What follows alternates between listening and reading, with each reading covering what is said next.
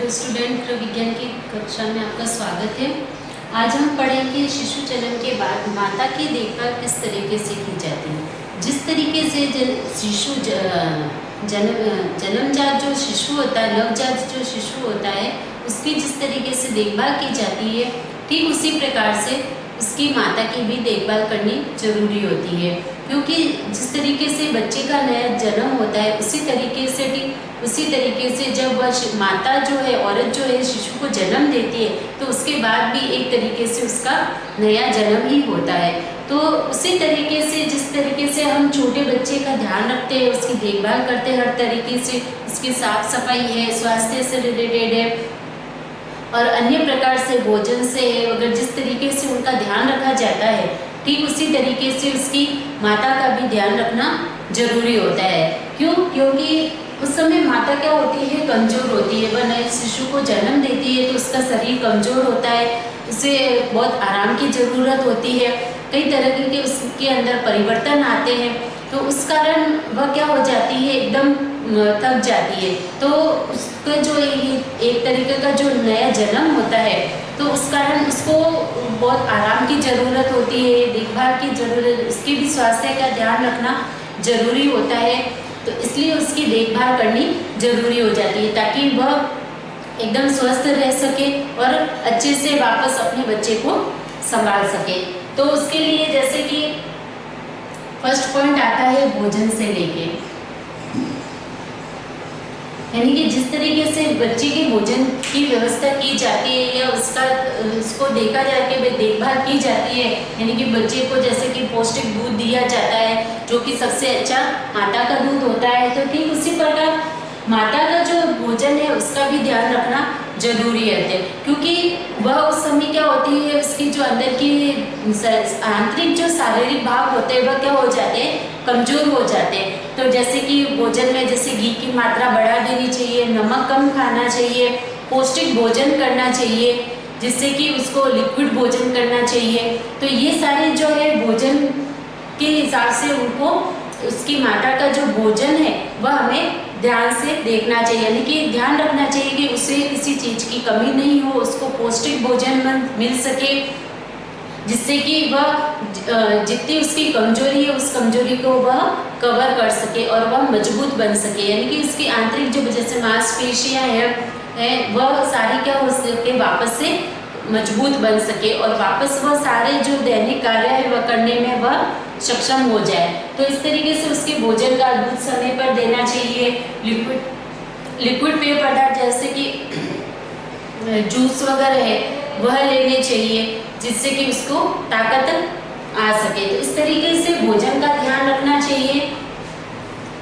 फिर वस्त्र संबंधी ध्यान रखना चाहिए, यानी कि वस्त्र जो माता जो है, जिसने नए बच्चे को जन्म दिया है, तो उसके माता के जो वस्त्र है, जैसे कि हम बच्चों को कहते हैं कि सूती वस्त्र धारण करवाने चाहिए नवजात शिशु को, ठीक उसी तरीके से माता के भी वस्त्रों का ध्यान रखना, यानी कि ढीले कपड़े उनको पहनने चाहिए, तंग कपड़े यानी कि टाइट कपड़े स्त्रियों को नहीं पहनने चाहिए, उस समय माता को नहीं पहनने चाहिए। और वस्त्र जो है धुले हुए साफ वस्त्र होने चाहिए, ताकि किसी भी तरह की कोई भी बीमारी उस माता को न लगे। इसलिए साफ सुथरे और धुले हुए कपड़े पहना है माता को।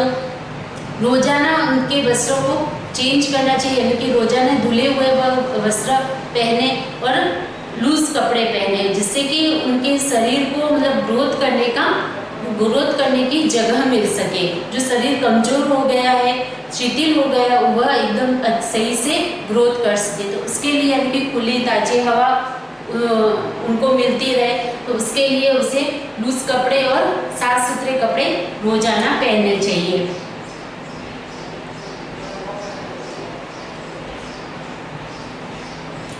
वस्त्र के बाद आता है व्यायाम है, यानी कि माता को हल्के हल्के व्यायाम करने चाहिए।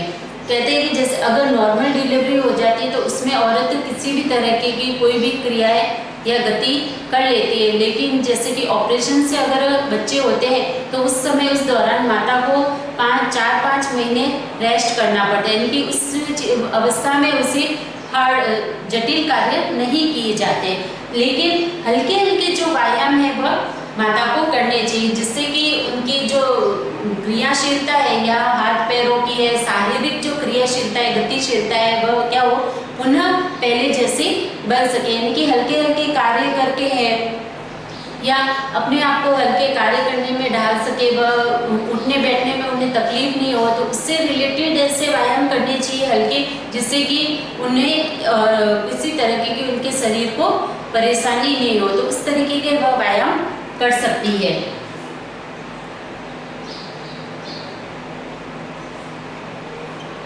मालिश, यानी कि शरीर पर मालिश, जिस तरीके से नवजात शिशु को मालिश करवाई जाती है जिससे कि उनकी मांसपेशियां खुल सके, आराम से वो गति कर सके, ठीक है ना, हाथ पैर अपने चला सके, उसकी उसी तरीके से उस माता के भी हल्के हल्के जो मालिश है वह जरूरी होती है। यानी कि घी की मालिश कर सकते हैं हम उस माता के, ठीक है ना, जिससे कि उनकी जो घी की मालिश करने से उनकी मांसपेशियां हैं, हड्डियां हैं, जो शिशु को जन्म देने के दौरान क्या हो जाती है, कमजोर पड़ जाती है, तो उनको उनमें वापस मजबूती देने के लिए उनकी मालिश करनी जरूरी होती है, ताकि वह सारी क्रियाएं क्रियाशीलता के लिए और गति करने के लिए क्या हो जाए, क्रियाशील हो जाए। तो इसके लिए हल्के हल्के हाथों से उनके मालिश करनी चाहिए, जिससे कि उनकी मांसपेशियां जो सब जाम हो जाती है, ठीक है ना, क्यों डिलीवरी के दौरान, जैसे कि प्रेगनेंसी के दौरान क्या हो जाती है, माएँ रेस्ट करती है, कार्य करने थोड़े कम कर देती है, ठीक है ना, जिससे कि उनकी जो क्रिया है वह क्या हो जाती है, बंद हो जाती है। कई क्रिया ऐसी होती है जो बंद हो जाती है, जिससे कि हाथ पैरों की मांसपेशियां मतलब थक जाती है, या एक तरीके से हम कह सकते हैं कि रुक जाती है। तो उन मांसपेशियों को वापस क्रियाशील बनाने के लिए जिसकी व्यायाम है, मालिश है, यह जरूरी होता है और शरीर को मजबूती प्रदान करता है। तो भोजन हुआ, वस्त्र हुआ, व्यायाम है, मालिश है। फिर आता है स्वास्थ्य संबंधी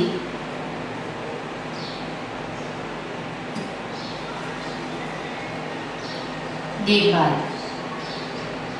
स्वास्थ्य संबंधी देखभाल से तात्पर्य है कि स्वास्थ्य से संबंधित, यानी कि शरीर से संबंधी, मतलब किसी भी तरह की बीमारी नहीं हो, शरीर की साफ सफाई से रिलेटेड, ये है स्वास्थ्य संबंधी देखभाल करना। यानी कि समय पर नहाना है, साफ सुथरे कपड़े पहनना है, हमारे आसपास का जो माता के आसपास का जो है वो वातावरण साफ रखना है, यानी कि जिस कमरे में माता आराम कर रही है उस कमरे को स्वस्थ बनाए रखना है, वहाँ पे कचरा नहीं होना चाहिए, साफ सुथरा झाड़ू पोछे रोज लगाने चाहिए।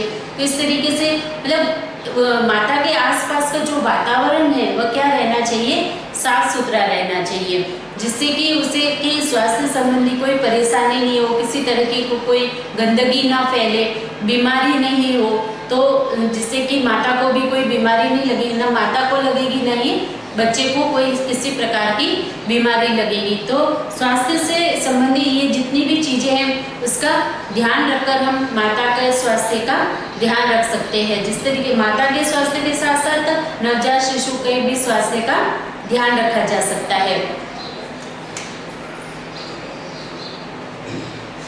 फिर आता है शांत वातावरण।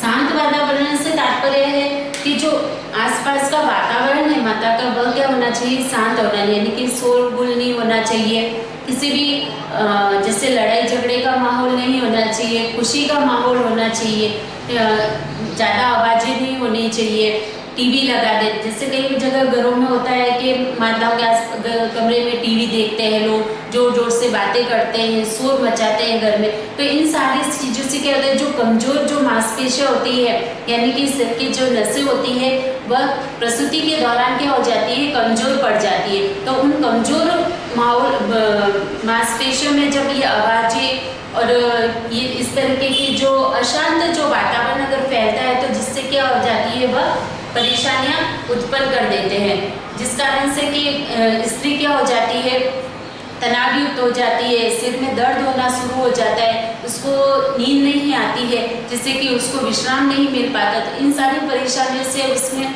शारीरिक परेशानियां उत्पन्न हो सकती है। और शारीरिक परेशानियां उत्पन्न होने से वह क्या होगी, अस्वस्थ होगी। जब वह माता अस्वस्थ होगी तो वह बच्चे का ध्यान अच्छे से नहीं रख पाएगी, तो जिससे कि उसका जो गुस्सा है वह बच्चे पे भी निकल सकता है। तो इससे उसका शरीर भी सही नहीं रहेगा, साथ में बच्चे पर भी ध्यान अच्छे से नहीं दे पाएगी। तो इसलिए उसके आसपास का जो वातावरण है वह हमें क्या रखना चाहिए, एकदम अच्छा, शांत और खुशनुमा वातावरण रखना चाहिए। फिर आता है तनाव मुक्त रखना, यानी कि माता को सबसे ज्यादा जरूरी है वह स्ट्रेस नहीं ले, यानी कि किसी भी तरह की कोई गलत बात उन्हें नहीं बोले, उनके आसपास का लड़ाई का माहौल नहीं बनाए, ठीक है ना। तो इस तरीके से किसी कोई ऐसी तनावयुक्त उससे बातें नहीं बताए, या उनके आसपास कोई ऐसा वातावरण न बनाए जिससे कि स्त्री को, माता को तनाव लेना पड़े, यानी कि उसे टेंशन हो।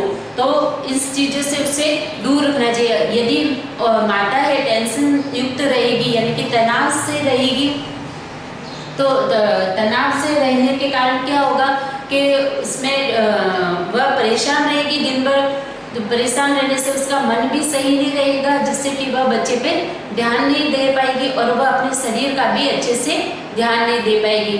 क्यों? क्योंकि इसके कारण क्या होती है, सिर में दर्द रहेगा, परेशानी बढ़ती रहेगी, दिन भर वो चीज़ों के बारे में, बातों के बारे में क्या है सोचती रहती है, जिससे कि शारीरिक रूप से और मानसिक रूप से क्या होता है, तनाव बढ़ा रहता है, जिससे कि बेचैनी उत्पन्न हो सकती है, चिड़चिड़ापन आ सकता है, गुस्सा आ सकता है। तो ये सारी चीज़ों से माता को क्या रखना है, हमें दूर रखना चाहिए।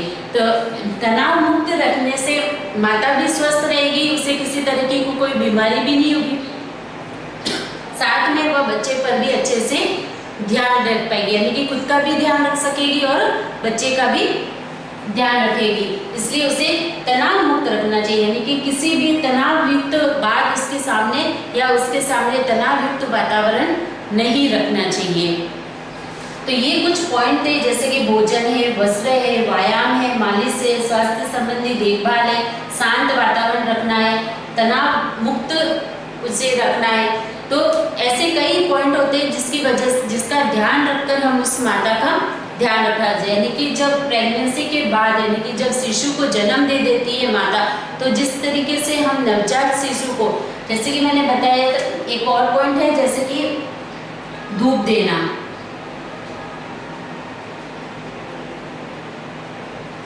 धूप देना, यानी कि माता को भी धूप देने की आवश्यकता, धूप में थोड़ी देर उससे बैठना चाहिए, यानी कि धूप का सेवन करना चाहिए। यानी कि थोड़ी थोड़ी धूप लेने से क्या आती है, विटामिन डी की जो कमी हमारे शरीर में हो जाती है, प्रेगनेंसी के दौरान जो विटामिन डी की कमी हो जाती है, उसकी पूर्ति किसके द्वारा की जाती है, धूप के सेवन के द्वारा की जा सकती है। तो धूप के सेवन करने से हमारा स्वास्थ्य भी ठीक रहता है, हमारे अंदर जो विटामिन की कमी हो चुकी है उसकी पूर्ति भी हो जाती है। इसलिए थोड़ा थोड़ा हमें बाहर जाकर माता को क्या करना चाहिए, धूप का सेवन भी करना चाहिए।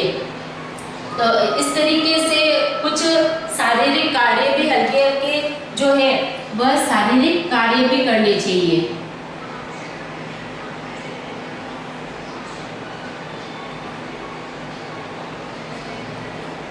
हल्के वाले शारीरिक कार्य करने चाहिए, यानी कि इस दौरान प्रसूति के बाद माता को मतलब भारी कार्य नहीं करने चाहिए, लेकिन हल्के हल्के कार्य, जैसे कि बच्चे को तैयार करना है, उनके नैपी बदलना है, अपना बिस्तर सही करना है, ठीक है ना, खुद तैयार होना है, खुद का ध्यान रखना, बच्चे का ध्यान रखना, बच्चे से रिलेटेड जो भी भोजन है उसको करवाना, ठीक है।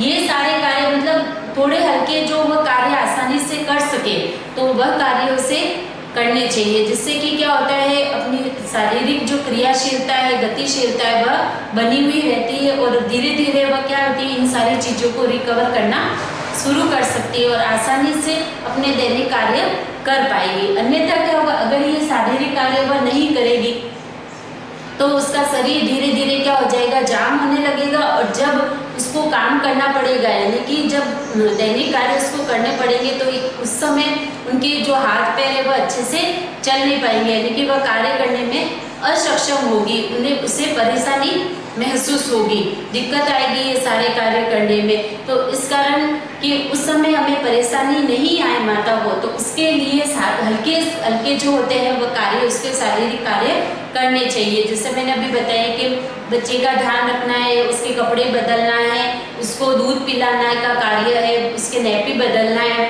खुद का ध्यान रखना, खुद के स्वास्थ्य संबंधी सारी देखभाल करना है। तो ऐसे जो छोटे छोटे काम होते हैं वह अपने आप स्वयं कर सकती है, जिससे कि उसके सारी जो शारीरिक जो अंग है वह क्रियाशील रह सके। तो इस तरीके से ये सारे जो पॉइंट है, यानी कि इन सारी बातों का ध्यान प्रसूति के दौरान माता का ध्यान रखना चाहिए कि भोजन से रिलेटेड है, वस्त्र है, व्यायाम है, मालिश है, स्वास्थ्य संबंधी देखभाल है, शांत वातावरण रखना चाहिए, तनाव मुक्त रहना चाहिए, धूप का सेवन करना चाहिए और हल्के हल्के शारीरिक कार्य करने चाहिए। तो ये सारे इन सारे बिंदुओं को लेकर या इन सारी बातों का ध्यान अगर माता रखे तो वह स्वस्थ रूप से रह सकती है। और अगर वह जब माता स्वस्थ रहेगी तो इसका शिशु भी अपने आप ही स्वस्थ बना रहेगा। क्यों? क्योंकि माता अगर स्वस्थ रहेगी तो वह अपना पूरा ध्यान इस बच्चे पर दे सकेगी। और अगर माता इन चीज़ों का अगर ध्यान नहीं रखा जाए तो माता का खुद का ध्यान नहीं रख पाएगी, ठीक है, वह अस्वस्थ रहेगी। जब इंसान खुद अस्वस्थ है तो वह दूसरों का ध्यान कैसे रख पाएगी, यानी कि उसका स्वभाव चिड़चिड़ा हो जाएगा, गुस्सा आएगा, वह थकान महसूस करेगी, तो उसे किसी भी कार्य को करने में उसका मन नहीं लगेगा। तो जिस कारण वह अपने बच्चे का ध्यान अच्छे से नहीं रख पाएगी, तो जिससे वह खुद भी अस्वस्थ हो जाएगी और उसका बच्चा भी अस्वस्थ हो जाएगा। तो जब बच्चे को जन्म देती है तो उस माता का उसका खुद का ही कर्तव्य है कि वह पूरी तरीके से अपना इन पॉइंट को लेकर अपना ध्यान रखे और साथ में अपने बच्चे का भी ध्यान रखे, जिससे कि वह खुद भी स्वस्थ रहेगी, किसी तरह की बीमारी नहीं होगी, साथ में बच्चा भी स्वस्थ रहेगा और वह किसी तरीके की उसे भी कोई बीमारी नहीं होगी। तो इस तरीके से माता और नवजात शिशु दोनों की देखभाल की जा सकती है। आज हमने माता की देखभाल के बारे में पढ़ा है। नेक्स्ट टॉपिक के लेके हम अगली कक्षा में आएंगे। धन्यवाद।